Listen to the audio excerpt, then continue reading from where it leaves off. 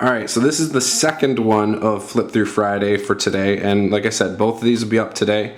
I just did Ninjas and Superspies, so if you haven't seen that one, go back and watch that one first. This one is going to be for Mystic China, which is a supplement to this. So, like I said, go watch this one first, and then come back to this one. Alright, so without further ado, let's jump into it. The reason we're doing this, like I said in the other video, is there's going to be a Ninjas and Superspies game coming up due to the Tabletop RPG one-shot group. Now that's over on facebook.com/tabletop RPG one-shot. Be sure to go join it if you haven't, and keep it on topic. Don't derail the conversations. Keep it about playing in that specific game. It's not there. We're not there to socialize about games. We're there to find games and play in games, and then put it out there for the world to see. Those are the main things that group's about. If you want to go and socialize, with people about games in general, that's what the RPG Brigade's for. That's what Dungeon Master Johnny's The Guild is for. That's what all genre entertainment is for. Go and socialize there. This is about that. So, anyways, without further ado, Mystic China. So, like I said, this is a supplement to that. Obviously, the setting is China. And just real quick, before we even get into it, there's 14 new martial arts. A dozen new character classes of various kinds. And then there's, I think, like a bunch of NPC type characters in this, which is cool, and some monsters. So, in fact, there's a monster in here that is amazingly difficult to beat because of how much SDC he has. So, this book is pretty old as well. This was printed in '95. So, again, the technology is a little dated. It's about 20 years old. So if you need to update technology to a more modern thing, or you want to tone it down to a time when things were more simple, feel free to do that. Alright, so again, character creation, I've went over that in every Palladium Books thing I've done. So, yeah. Now here's a lot of the new skills in this compared to that. So, I'm not going to go over them, but that's pretty cool. I like that they include some of the writing, like Chinese writing and lettering and stuff. I think that's cool. Here you go, different languages, so that's cool as well. They have a GM tips section, and one of the things I will say is Palladium Books is not known for good organization and layout of their books. Things kind of jump around a little bit in most of their books. Tips on creating the right atmosphere for Mystic China, that's cool. Go read that Robert Ogre before our game. No, I'm just kidding. But yeah, they got Chinese symbol and name tables. So, boom. Which is kind of cool. I mean, if you want to sit there and make letters or something or whatever, I mean, that's a good way to do it. But, a couple pages gone on that. I almost feel like if that was something I'd want to do, I would just look it up online. Now, '95, the internet was not as popular as it is now. So, But yeah, it's still good, like I said. Money, so you got currency exchange there. Different clothing stuff, gear. So like in the last book, all the gear was towards the back, and this one it's towards the front. Kind of wonky. It's not consistent, but whatever. A lot of people speak highly of this book as well, like I've said before. Here's some more martial arts styles. Or actually, I'm sorry, these are not the martial arts styles. These are the character classes. Sorry about that. Demon Hunter, weapon-based martial artist. And see, a lot of people, nobody really talks about Palladium's art. Look at that art. I mean, it's black and white, sure, but I mean, I think that's awesome looking.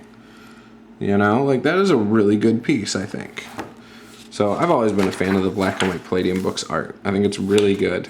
So. Alright, non-combat OCCs. Capitalist entrepreneur. This game, they could have went so many more directions with it. I mean, if you think about it, they could still be releasing books for this, for the different fighting styles that have come out. Like, they could have added Brazilian Jiu-Jitsu supplement, all sorts of different things. So, it's one of those things that it's like, you wish they would have done it at one point, but now it's so far gone that you kind of are like, well, please don't, put your resources into that now. It's not going to be as effective. But yeah, this is a game that people love, so that's cool. And you can really get that kung fu feel, you know, which is awesome. And I can't wait. I really can't wait to just sit there and be talking smack and kicking the crap out of people with some kung fu. So, no idea what character I'm going to have. I think I had asked Robert for a pre-gen. I don't know if he's going to do that or not. I don't remember. But hopefully he is.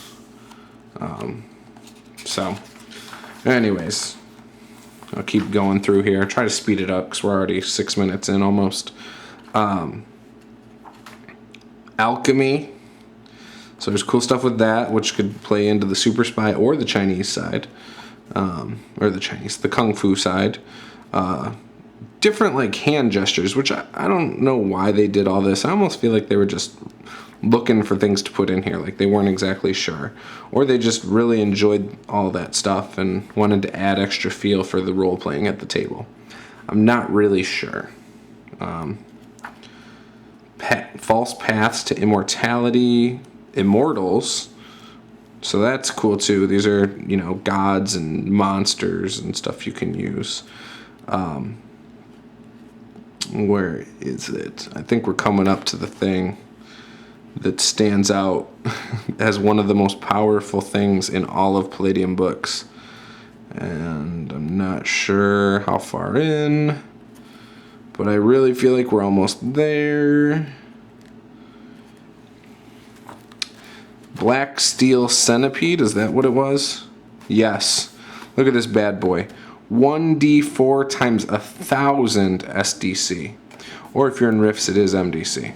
Hit points. 3d4 times 1,000. Now remember what I've said. You have to get rid of all the SDC in hand-to-hand combat before you get to hit points, really. Hit points are like if you manage to stab something. But here's the thing. Armor rating, 18. So that means you have to roll a 19 or 20 to even get past his armor to start dealing damage to him. You know, so just completely kick-ass. Look at this. His physical strength, remember, it's this thing. 2d6 plus 40. So that's a maximum of 52 points. Or no, that's 52 strength. That would be minus 15. What is that? 37. So his damage is plus 37 automatically on one attack. Let's see. Attacks per melee.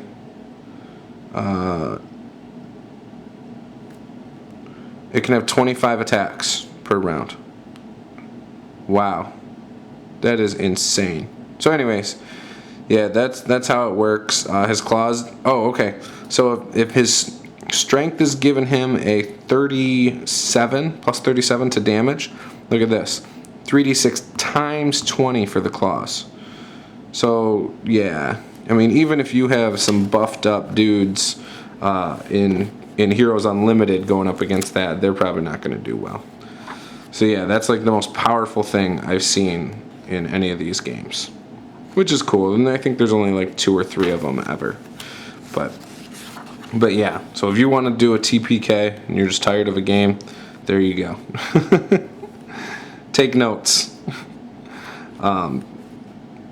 And that's the big, that was like, that monster alone at the time I got this was reason to get this book.